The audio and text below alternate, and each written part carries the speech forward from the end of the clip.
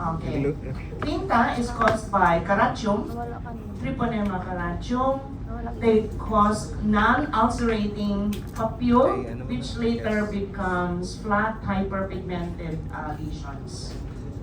So as mentioned, skin lesions, and therefore mode of transmission is direct skin-to-skin contact, no, with infected individuals. All right.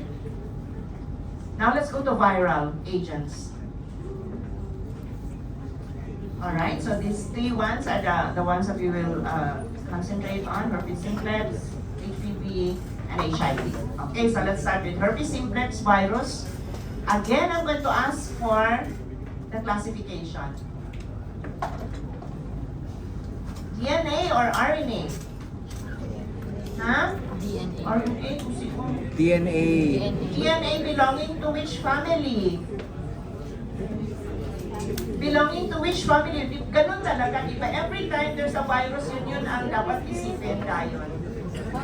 Herpes viridae is single-stranded or double-stranded? Double-stranded. Enveloped or non-enveloped?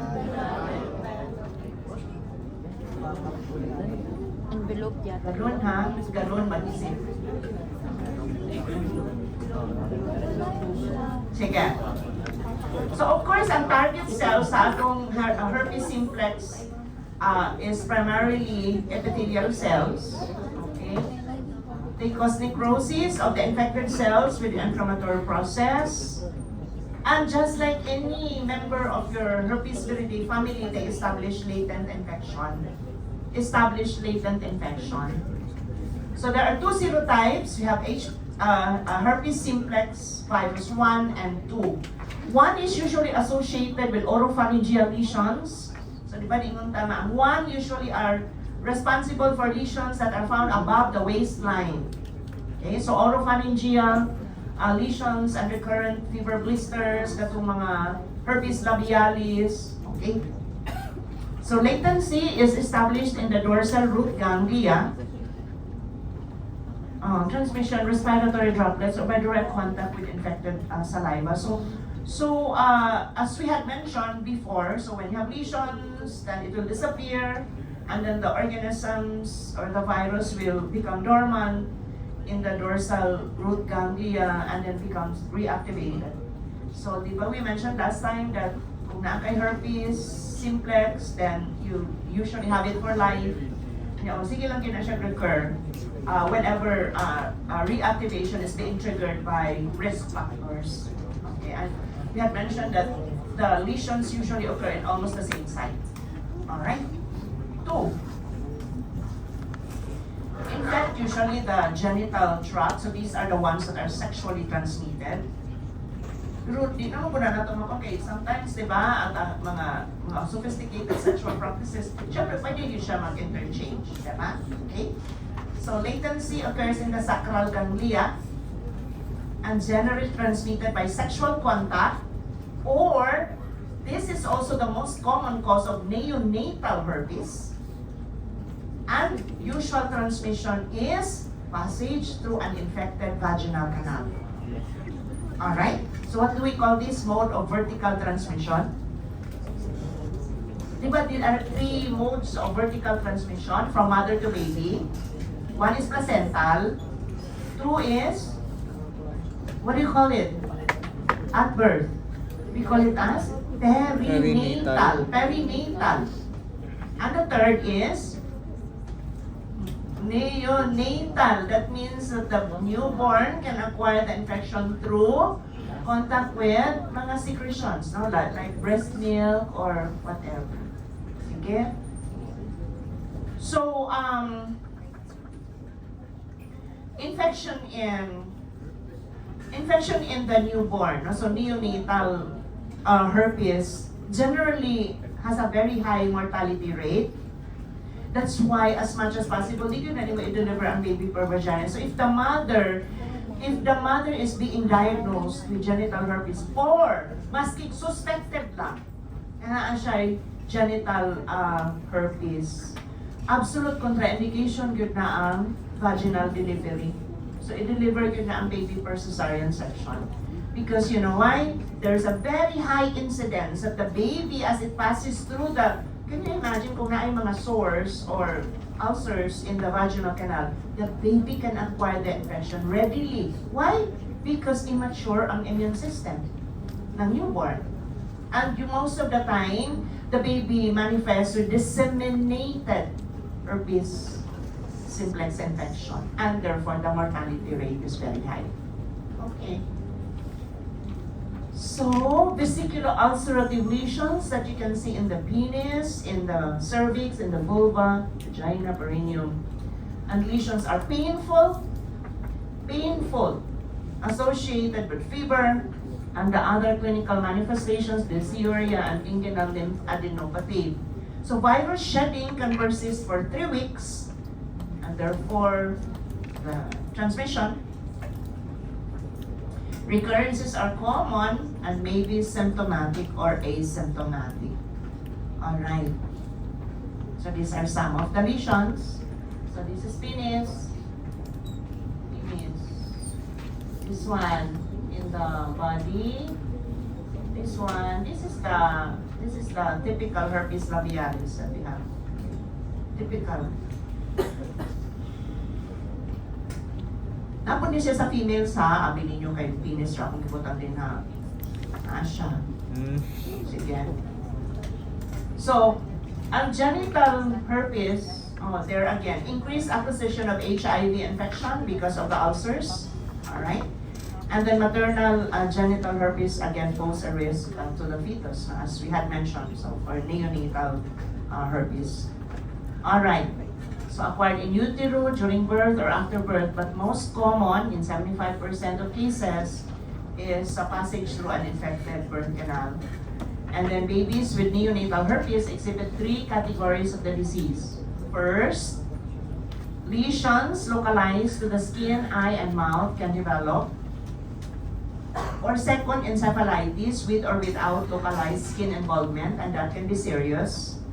And of course, the third is the disseminated disease involving multiple organs and including the central nervous system.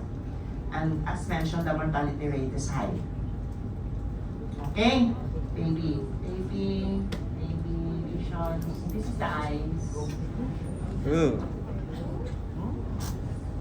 What the fuck? With herpes, okay. Sige. Actually sharing that. So how do we make a diagnosis? We have histopathology, ballooning of infected cells. This is for herpes simplex. You remember the Codri type A intranuclear inclusions, right? For herpes simplex. And then the multinucleated giant cells. I think you have to review the procedure on chunk smear, right? Chunk smear or chunk testing, right? Because that will show us the multinucleated giant cell formation. Culture, PCR, and serology for the diagnosis. Drug of choice is acyclovir. So they inhibit viral DNA synthesis. They suppress the clinical manifestations. It shortens the time to killing and reduce recurrences of genital herpes. But latency in the sensory nerve ganglion remains the same. Okay, so di siya mawala. So it will just modify the infection. And as I had mentioned previously, in any antiviral drugs, the rule is what? You have to give the drugs as early as possible for it to become effective. So HPV. Ano naman di ay? Sana hindi ko binigay. So DNA, it's a non-enveloped, right? If you still remember, it's a non-enveloped. It is part of the exception, right? All DNA viruses are enveloped except. Then transmission, there are over 100 serotypes. I had mentioned this previously. Over 100 serotypes of HPV. Transmission is skin-to-skin contact, or it can be transmitted through sexual contact. Okay, so HPV infects squamous epithelial cells. Yun ang target niya, di ba? Squamous epithelial cells. And then, of course, they produce the characteristic, what's the CPE that you're able to observe? CPE. Coilocytosis. What is a coilocyte? What is a coilocyte? Right? is the hallmark siya sa infection. So whenever you examine lesions, whether it is found outside the genital tract or in the genital area. Dili na ko ninyo ay. Unregulated. Ay, halpit na ito mahuman. Ako ninyo. Sige. So, ang wart that you see, di ba, ang wart is a tumor, right? It's a benign tumor actually. So it is a result of what? Unregulated cell proliferation, right? Or hyperplasia of the epithelial cells.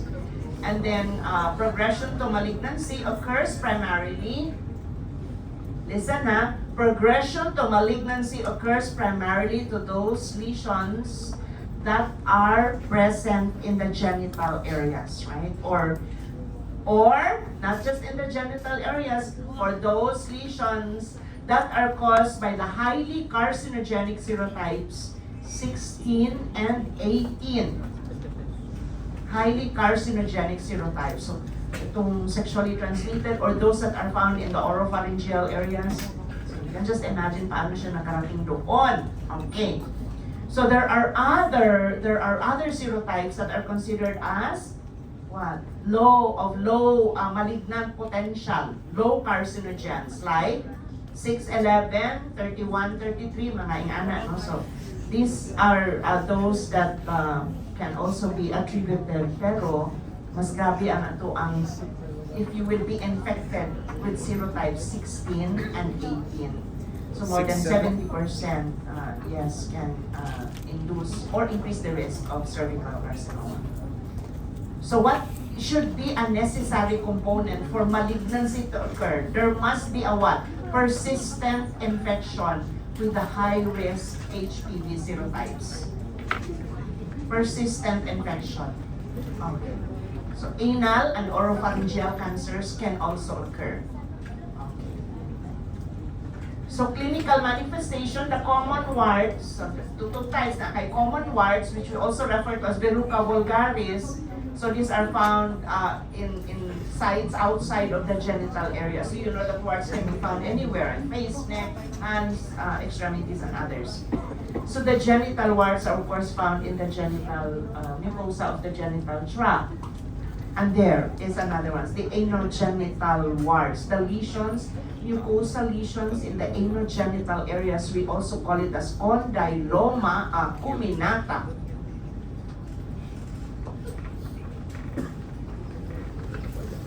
What is the other condyloma? Lata. Okay. Diloma talaga. So again, these are warts in the penis. Warts. Sorry ha, lalaki na po. Sorry, pero kailangan ko kanina picture. Wala siya. Uy. Hindi ko maintindihan. Bakit pabutin mo ng ganyan bago ka mag-consult, di ba? Kada I'm araw. not sure if hypertrophic scar na siya. Oh my God, should be Sige. tested. Ito yung phylocyte. Charit. Positive mo ko sa both. So, dito yung phylocytes. Nako'y chlamydia, These are HIV, nako'y cytoplasmic Wala vacuoles ko. that you see around the nucleus of Where do the you think I get- infected epithelial cells. Infected epithelial cells. Gasho. Alright, sige. Female na po. Charo na po ha. Mga warts na siya sa female. Abi ninyo lalaki lang. Warts sa vulva. And then, anogenital. Condyloma. Rehabs. Yeah. So treatment, okay, so ang kanang warts, di ba, pwede man na siya local application ng chemical, so warfarin, in the form of liquid gel or ointment containing salicylic acid or lactic acid, freezing, di ba, mamanay gamiton sa mga dermatologists, right, to remove the warts. And then cryotherapy, that's what they call as cryotherapy, laser treatment, cream, and then you can have surgery. Pero kung ipa-remove mo siya, di ba, kay kasagaran, naana sila'y promo ang mga, di ba, clinics. Pila ka po ka-wards. Parang di masingko or something. Okay. But, I mean, for aesthetic purposes, especially if they're found on the face and the neck area, di ba? Pero you have to realize also that this can recur, meaning after a year or two na nagpa-remove ka, mabalik na po siya. So balik na po ka sa dermatologist. So nagkakwarta ang dermatologist, may pa mag-derma na lang mo. Pareha ni Baker, di ba? Do you know that Baker is a DMSF graduate? Yes. Sino Oh, Baker? walo. First year. Sino ba? Ano step Baker aesthetic clinic? Sino Baker? Lemon bottle. Ay, gosh, yung seryoso. We mentioned before already that there is a vaccine, right, for HPV, and of course it's very effective in preventing the development of malignancy kasi ang content ng vaccine, the original vaccine, apat lang siya ka serotypes. Makita nimo na siya, oh. Ang content sa vaccine type 6, 11, 16 o 18. Yun lang siya. Pero ang latest vaccine that nigawas, 9 na siya, napangalan siya Gardasil. Gardasil is actually a commercial name, ha? So, 9, that means 9 serotypes ang naana siya incorporated into the vaccine. So, you have there serotype 6, 11, 16, 18, 31, 33, 45, 52. So, when is the vaccine ideally given? Before nga mag-sexually active, no? Before nga mag-sexually active. So, din sa Pilipinas, usually mga 14 years old at 12 to 14 years old. 3 doses na siya, no? Tapos, they said na it is not effective anymore if it is not recommended if you are 26 years old and above. Pero pwede pa man din, lalo kung hindi ka sexually active, no? Pwede siya. Pwede siya, you still can have the vaccine. Can we use it for males? Yes. Yes. Yes, wait, para hindi mo magpinay carcinoma. Okay, let's go to HIV. HIV is an RNA. RNA ba din siya? Belonging to the Retroviridie family, right? RNA, specifically the genus lentivirus, and this is where you remember the HTLV? Which is a tumor virus, right? Associated with human T-cell leukemia and lymphoma. So they belong to this same lentivirus, and that's where HIV 1 and 2 belong. Okay, now, sige, masukod sa taani para aware ta sa mga statistics that we have, no, as far as the Philippines is concerned. There is a 50% increase in new cases during the first quarter of 2025 compared to the same period in 2024. And therefore, Nabuang. HIV epidemic. Alright? So the Philippines reported 5,101 new HIV cases in the first quarter of 2025. The daily average of 52 new cases per day has been reported as of May 2025. Kanang na-report ra. Paano yung hindi na-report? Thank. Alright? So young people are at most affected. Oh, dito ko labot ani. New cases occurring, ay ito yung age group 15 to 34-year-old age group. Thank. Meaning students and young professionals. Hala! The mode of transmission is mainly through sexual contact. Majority, Philippines niya, majority being male-to-male sexual contact. Joven. Real din siya ha, tinuod din siya. Tinuod din siya. Before, katong bago-bago pa ng HIV, dili mo yun na siya, dili sa Pilipinas, parang practically wala siya. And then the main mode, if ever, heterosexual transmission sa Pilipinas. Pero karon, look at how it has changed. Right? Okay. So there were 145 HIV/AIDS related deaths recorded during the first quarter of 2025. Ano ng mga recorded ha? Okay, sige. So this is the virus. So it's an enveloped RNA virus. So you have the nucleic acid here, you have the envelope outside, and then I think you have to remember that there are two very important enzymes that are needed for replication. And that's your reverse transcriptase, which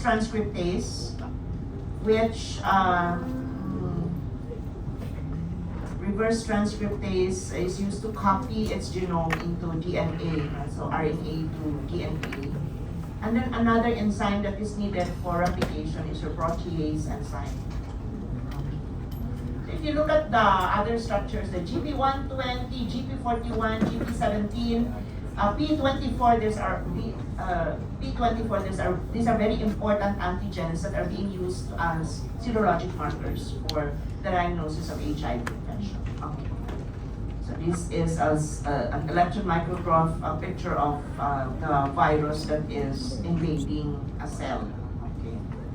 And there are 4 genes present in the genome, right, that are important for viral replication. So these are the 4 genes, GAG, PRO, POL, and M. They have their functions, right? GAG encode for the production of the core protein. PRO is significant for production or formation of protease enzyme and the others. There are other genes also that are regulatory proteins like the NEF, the TAT, so other genes also are significant. What are the targets? So we know that the primary targets here are those with CD4 receptors on the surface. And primarily, it is your CD4 positive T lymphocytes that are the primary targets.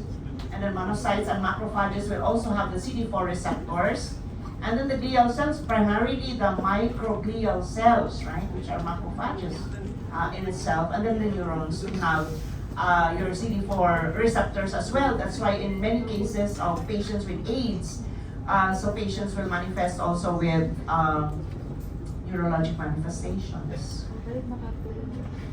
Okay, so the receptors, aside from CD4 receptors on the surface of your target cells, co-receptors are necessary for complete entry or invasion into the cell. Halimbawa, so these co-receptors are required for fusion of the virus with the host cell membrane. So these are chemokine receptors. These are soluble proteins that will act as chemoattractant, and at the same time, they have cytokine properties. So this one is significant.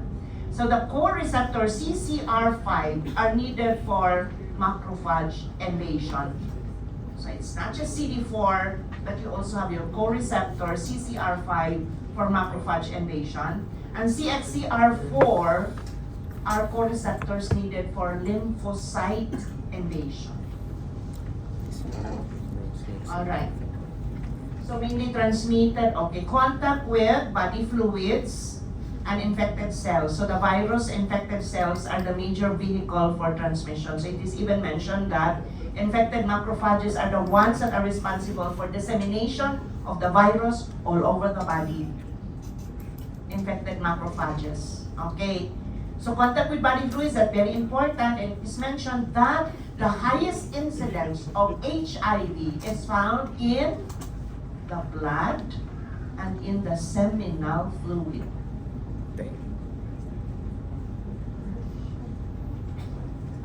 So sexual contact, both homosexual and heterosexual contact, contaminated blood and blood products, and that includes the use of contaminated needles and syringes. Okay. Vertical transmission, yes. That's why pediatric AIDS also is important. So mother to infant transmission occurs in 13 to 40% of untreated women. Okay. So it is also possible for in utero transmission or perinatal or transmission through breast milk. What about healthcare workers? Less than 1%, right? Healthcare workers transmission. So let's go to the clinical infection. So CDC usually classify HIV infection clinically into 3 stages. You have the early or the acute phase, middle or chronic or latent phase of the infection, and then the final or the crisis phase of the infection. Okay? So let's start with the early or the acute phase of the infection. So after an incubation period of about 2 to 3 weeks from the time of contact or from the time that you acquire the virus, there is a high virus production. So there's high viremia, and this time you have widespread seeding or widespread distribution of the virus into the different lymphoid organs and tissues in the body. Okay. What about the clinical manifestation during this stage? Parang flu-like lang siya, non-specific viral infection. And this will spontaneously resolve in 2 to 4 weeks time. Okay? So parang wala lang siya. And then the patient goes into the chronic or the latent phase of the infection. So what happens during this stage? Chronic phase or the latent phase occurs for so many years. Okay, so many years. And there's a relative containment of the virus. Apparently, the virus has stopped multiplying, and in fact, you cannot even detect the virus from the blood by the tests that are available in the lab. So there's a slow HIV replication, and then generally, the patients are asymptomatic, pero ma-detect pa rin natin ang HIV antibodies, even if the patients are asymptomatic.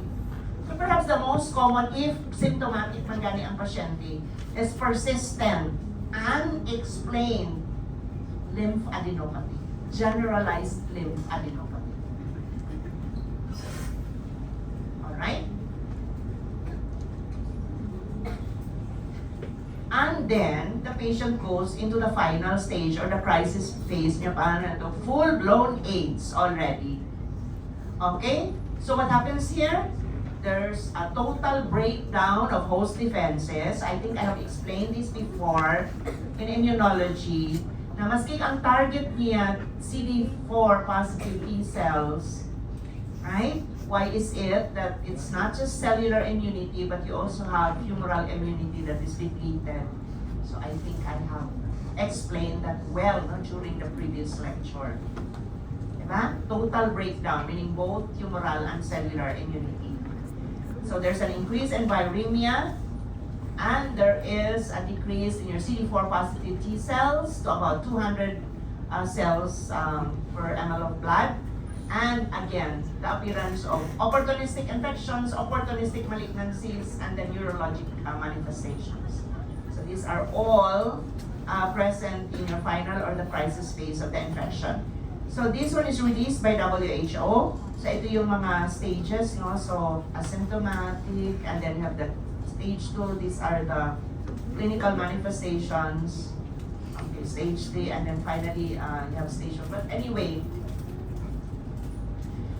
there is a stage, okay, so only 10% of HIV-infected individuals will progress into full-blown AIDS. Ganito ha, maski pa na-infected ka, and then you are persistently positive for HIV antibodies, it does not always mean that you will progress into full-blown AIDS, right?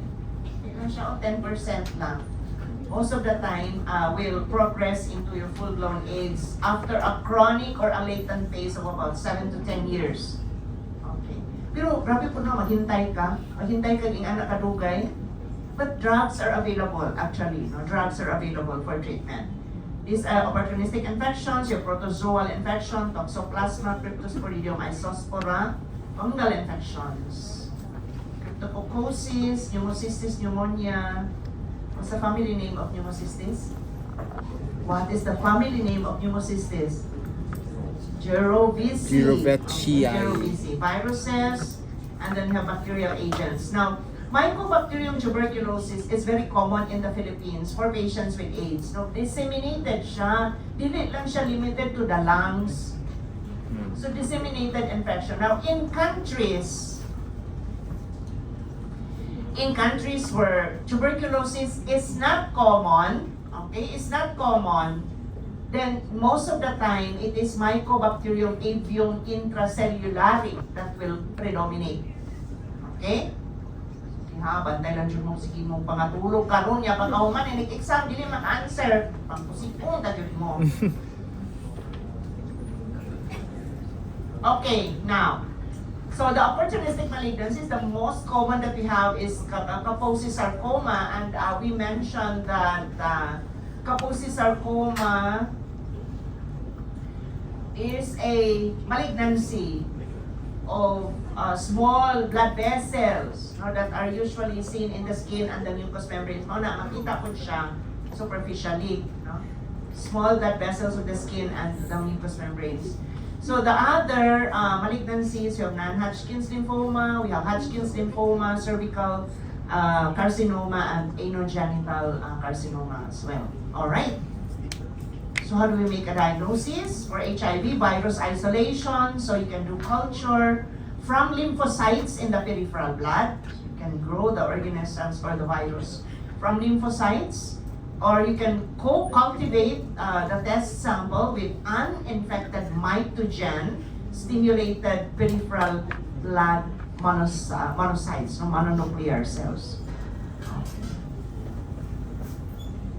And then detection of viral nucleic acid or antigens, either through PCR, RT-PCR, diba? Yun ang pinaka-sensitive, no?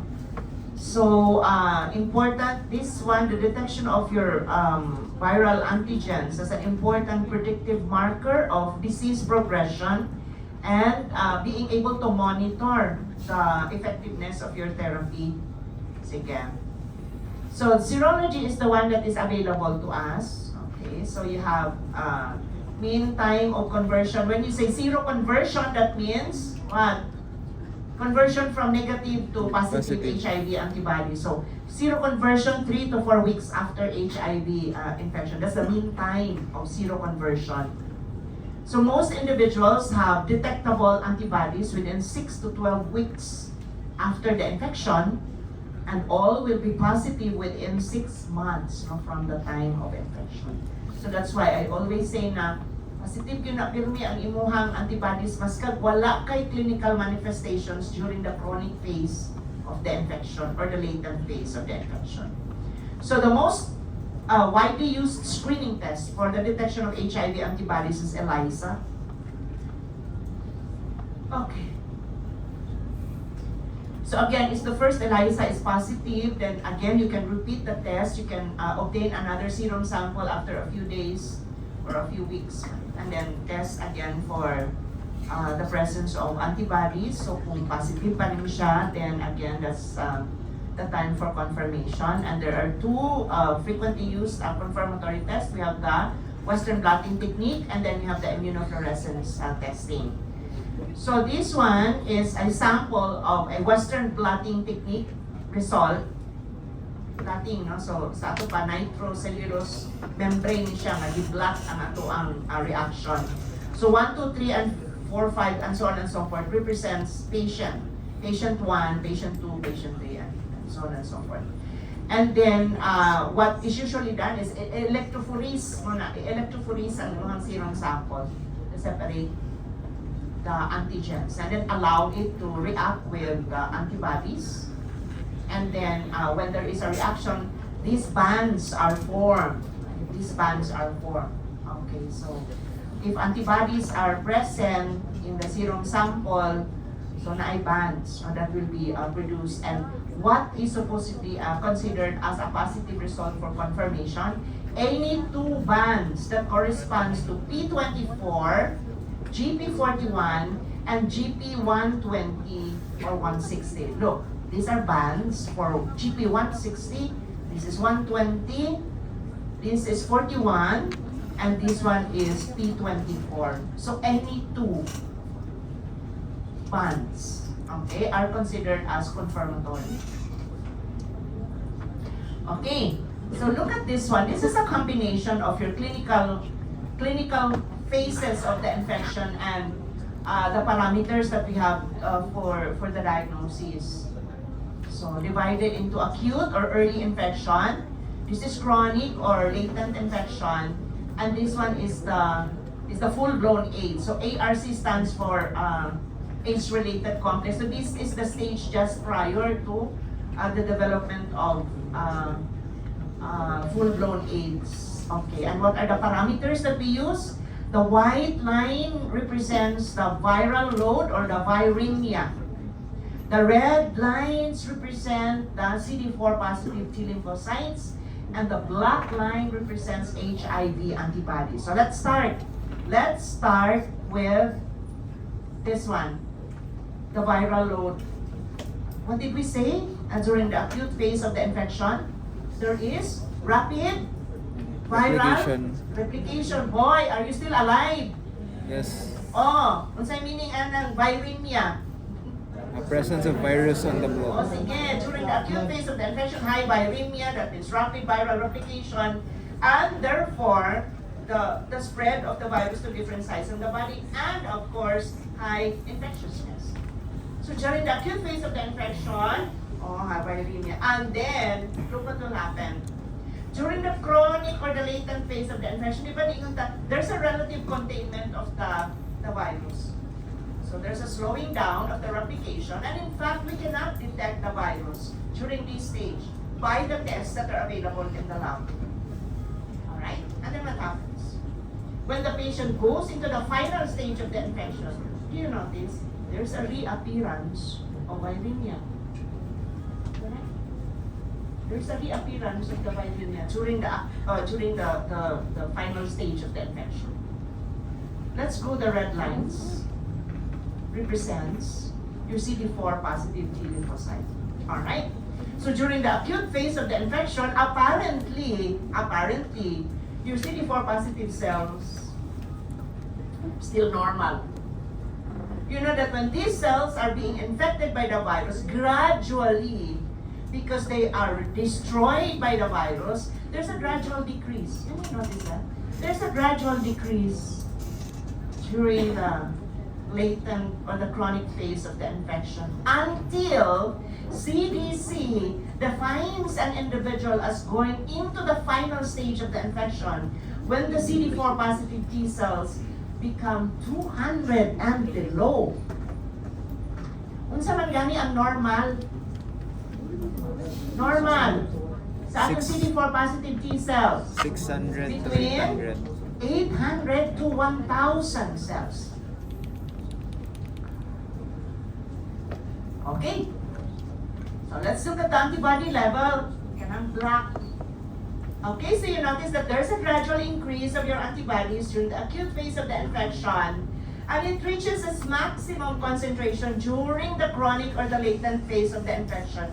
That is why I said, even if the patient is not symptomatic, they will still test positive for HIV antibodies. Alright? Sige.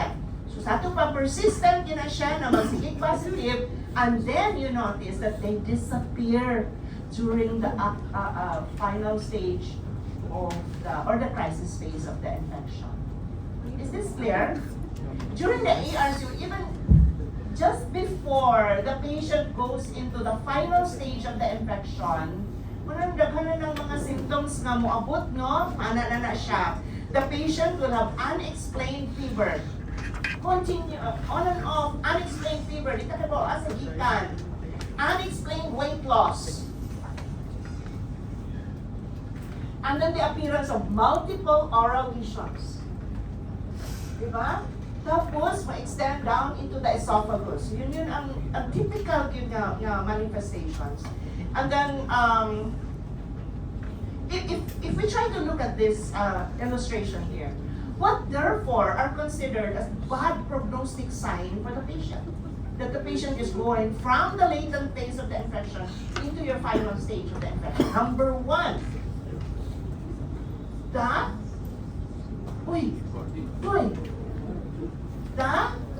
reappearance of the viremia. Correct? Number two,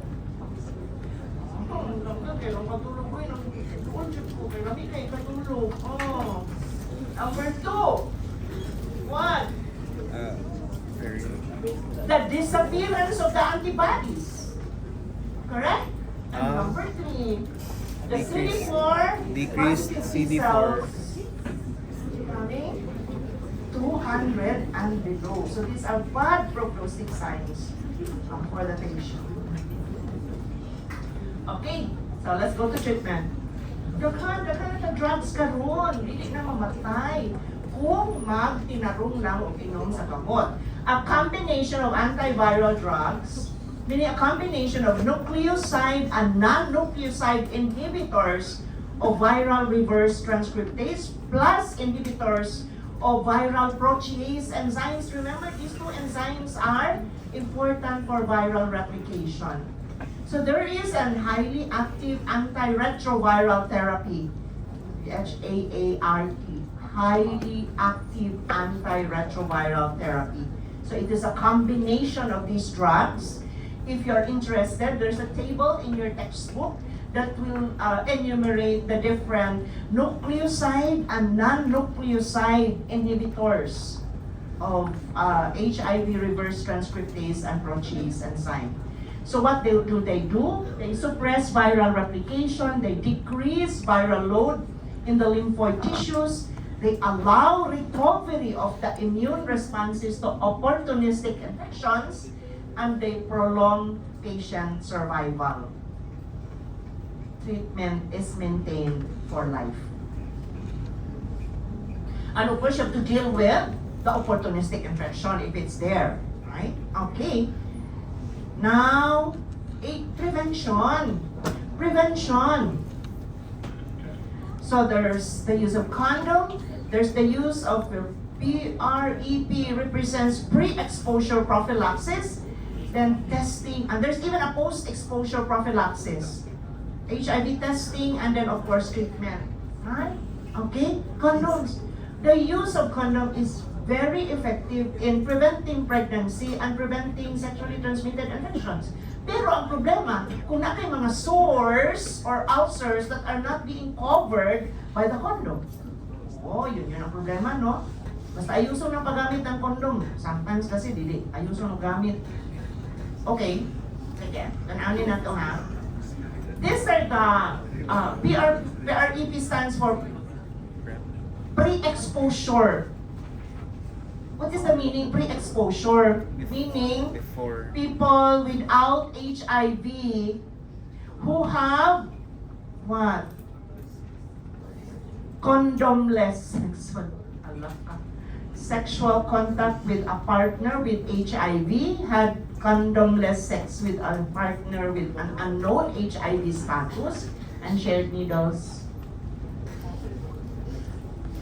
So, prevent before exposure. Pero naapot tayo post-exposure prophylaxis, meaning human na, data po. Okay?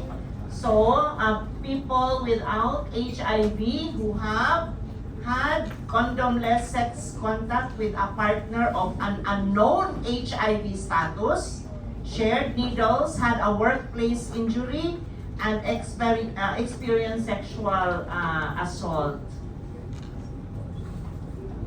Meron tayong drugs. It's also, ang pre-exposure kasi you can use tablets so that you can take on a daily basis.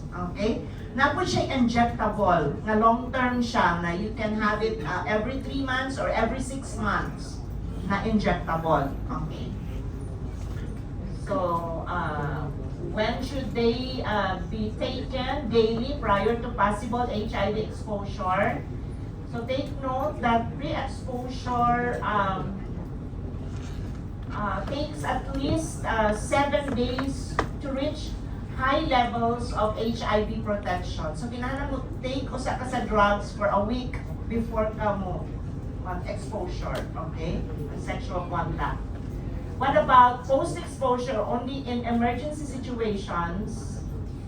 Yes, and has to be used, meaning the drugs has to be used within 72 hours after the exposure. That is for post-exposure. So are they effective? So daily pre-exposure can reduce the risk of HIV transmission from sex by more than 90% of cases, and from shared needles by more than 70%. So post-exposure, when taken correctly, post-exposure can reduce the risk of HIV transmission, but you should still use condoms and safe injection practices. Allah. So drugs are available for treatment. There are drugs that are used for prevention also. But generally, pwede mo nila ito makuha sa Department of Health. No?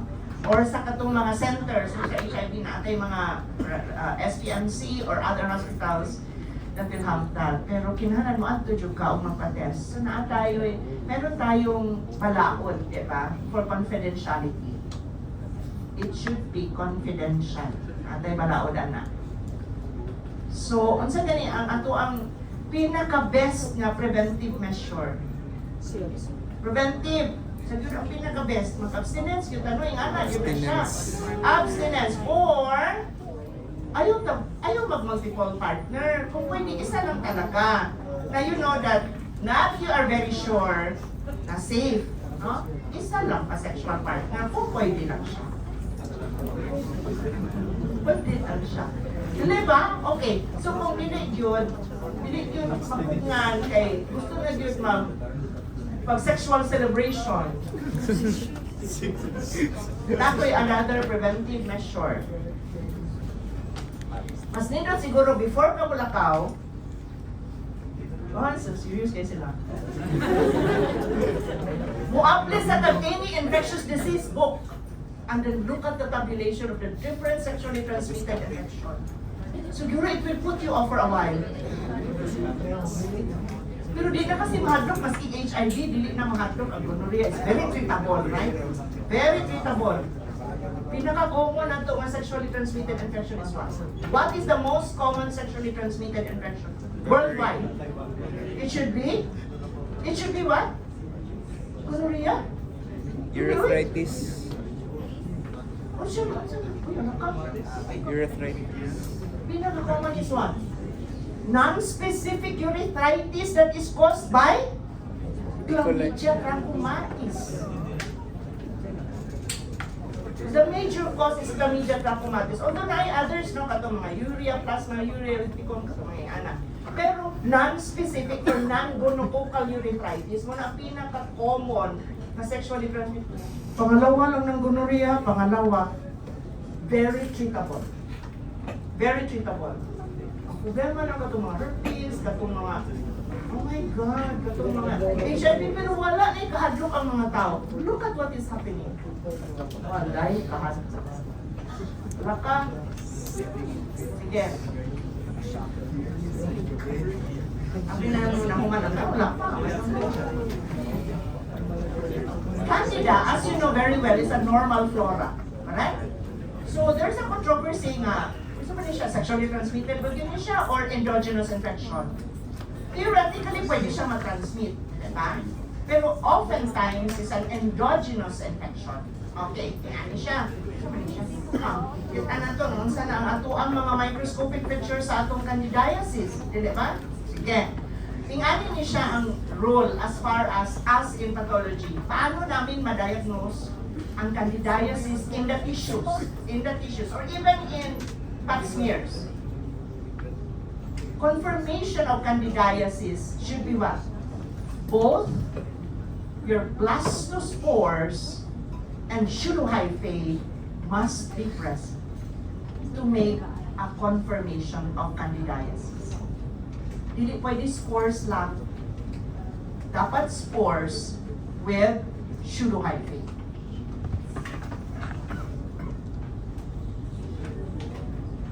Alright? Germ tube is there. So opportunistic overgrowth, okay, as mentioned, and they can be suppressed, bacteria can be suppressed by antibodies and their antibiotics, and therefore you can have a relative overgrowth of candida. And other factors like diabetes, the use of oral contraceptives, and pregnancy can increase the risk of candidiasis. And that's vulvovaginal candidiasis, resemble those of oral thrush. So there, these are the discharges, vaginal discharges. They're described as having a white, curdy appearance, white, what is that, cheese, no? And then Cottage. dry, red vaginal mucosa, pH of 4.5 or less, and these are the drugs that can be used for treatment. Alright? So this is vulvovaginitis. Trichomoniasis, of course you have this more in impara, but Trichomonas vaginalis, as you perhaps recall, is a flagellate, right? It's a flagellate. And it can be detected from the urine, it can be detected from vaginal fluid, it can be detected from the cervix, no, cervical swab. So characteristically, how are we going to at least determine that it is caused by Trichomonas? The vaginal discharges are described as foul smelling, greenish yellow in color, and it has a fruity, mara siya pang pula-pula. So tender red vaginal mucosa and the characteristic look, strawberry cervix. This is the cervix of the uterus, strawberry cervix. Characteristic na siya sa atong Trichomonas, no? Metronidazole is the drug of choice for treatment. So this is a fruity, this is cervix na, cervix this is the uterus, cervix. There's a fruity appearance, and this is how Trichomonas will appear microscopically. So either examination of the urine or the vaginal secretion, this is how the flagellate will look like. Okay. And then of course the Virus pubis, we mentioned this last time, right? This is the pubic louse, this is the etiologic agent, this is the crab louse, and that can be sexually transmitted, alright? And of course the scabies that we have, if the lesions are found in the genital areas, then that can be sexually transmitted also, okay? So the two parasitic infestations can also be sexually transmitted. So I think that's the last one. So if again you go into whatever celebration, sexual celebration, at least be safe. Be safe. It's real. Or you can donate. You can donate because we can do the gram staining for you, or if you have virulent urethral discharge, you can donate your secretions to the department so that it can be used for humanitarian reason. You can at least help the students by producing very good slides. You know what? We are able to see, there were several already that came to us for gram staining and donated slides or the secretions. So we were able to make very good slides and very healthy gram-negative intracellular diplococci. Pwede kayo. So we will of course hold it extremely highly confidential. Okay? So that's the end of STIs. I think the next lecture, which should be the last lecture that you have for the SEM, are your antimicrobial agents.